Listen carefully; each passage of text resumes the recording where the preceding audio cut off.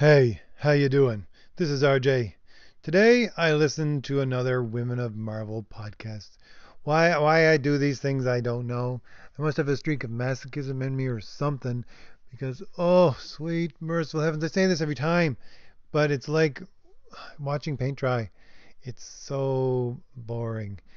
But the thing is that when actually listening to this one, I actually got some insights into it that didn't make me furious at the very least.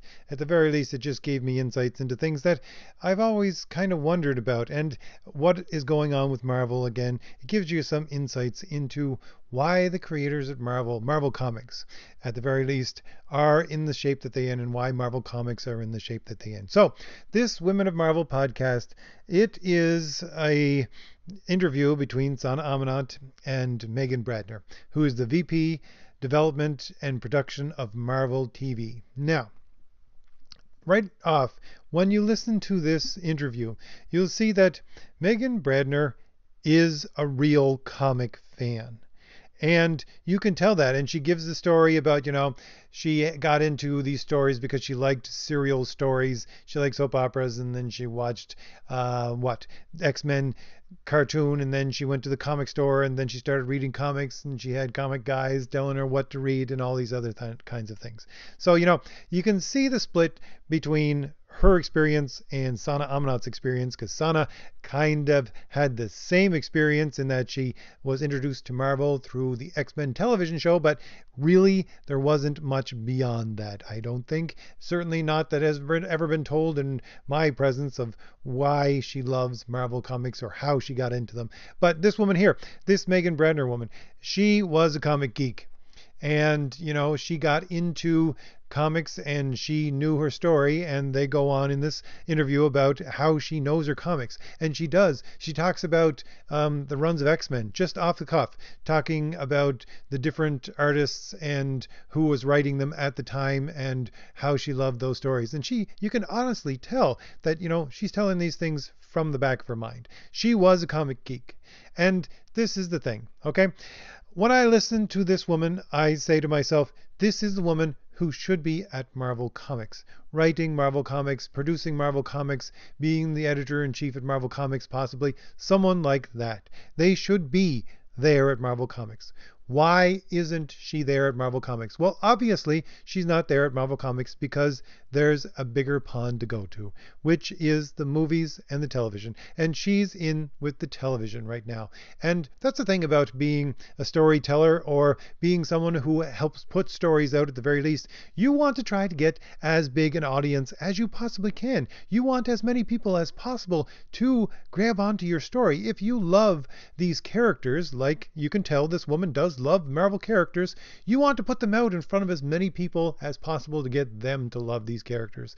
And obviously, the biggest place that you can do that is in the Marvel television and movie studios right now. So you want to put them in the front of as many people as possible. And that's what she's doing. She's doing this for love of these characters. She's doing it for putting these characters in front of a mass audience. And if those television and movie studios weren't there, where would she be? She would be at Marvel Comics. And that's the thing. It just gives me an insight into why you don't have anyone of any real substance left at Marvel Comics. Why? Because it's basically a brain drain. If you have a better place to go to and a bigger pond to swim in and a medium by which you can present what you love in a bigger light, then you go there. That's what you do. So the biggest and the brightest have all moved on from Marvel Comics to the movies and to the television shows. And that's why you got people at Marvel who either are not enthusiastic about what they're doing and don't really care about the industry and are just treating it like a joke. Because at the very best, you have second-tier people in these positions at Marvel Comics. The first tier people, the good people, the people that you would wish to be writing Marvel Comics and producing Marvel Comics, they've all moved on to bigger and better things. And one of the other things too is that I learned from this interview is that when you hear this woman talk, you can tell she is exhausted. I mean, I can literally picture her talking because I'm just listening to it. I'm not watching the video. There's absolutely zero reason to watch the video. But you listen to her voice, you can tell this woman is exhausted. And you can tell by the stories that is being told in the background by Sana Amanat and references to this as she was at other cons and things like that. This woman does not stop. You know, this woman is constantly on the go. This woman is constantly doing her job as a Marvel VP, and she is pushing the boundaries of what she can possibly do to get these things out there. And that's the thing. Again, that's the thing. It made me really think. This is another reason why you have these people producing Marvel Comics who really, really don't have any care for Marvel Comics at all. Because, okay, here you have this woman. This woman, again, her name is Megan Bradner, right? And she is exhausted because she wants to produce this stuff. I mean, she wants to be out there and putting these stories in front of people. You can tell she has a love for these stories, even though it is draining the life out of this woman.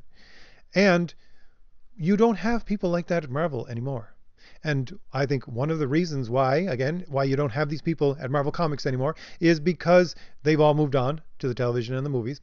But at the same time, Marvel Comics doesn't need to have that because they can rest on the laurels of the television shows and of the movies. You know, they don't need to be as competitive as they possibly can be because they again have the giant pot of Disney money to draw off of, and they can just sit back and say, well, you know, the television and the movies are going to draw the people in. And so we really don't have to work that hard. And they don't. They really don't have to work that hard. Nobody at Marvel is working as hard as this woman is working. But if there wasn't that television and there wasn't that movies and women like her were in Marvel Comics, then yeah, they would have to be working that hard. But they're not there, because they've moved on.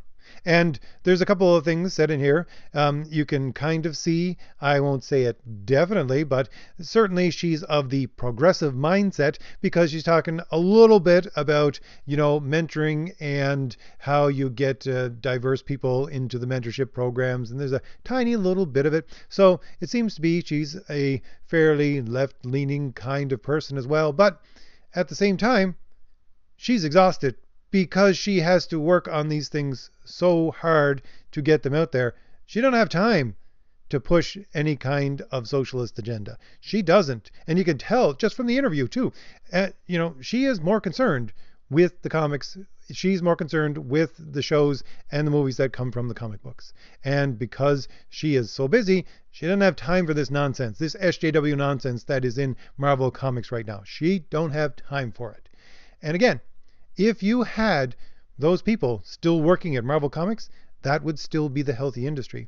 Because if you look back at the old healthy industry, if you look back at your Stan Lee time, and even if you look back to your, I don't know, your John Byrne time and stuff like that, when you had great artists and you had great storytellers, you got Chris Claremont and, you know, and the Silvestris and everybody else working for Marvel, you know, the thing is that they too were, a lot of them, I won't say all of them, but a lot of them were left-leaning people. You usually in any kind of artist industry have mostly left-leaning people. But again, one of the reasons I would say why they didn't push their left-leaning agenda is because they were working their tails off to get these things out. Because their medium was comic books, there was nothing bigger to go to. This was the biggest audience that they could draw from.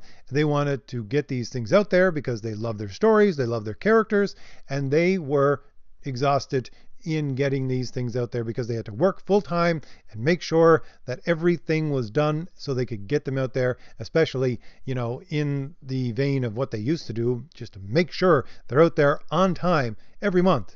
I couldn't believe when I got back in comic books that you have some Marvel and DC issues that actually are late? What kind of garbage is that? Back in my day, nothing was ever late. Ever. Why?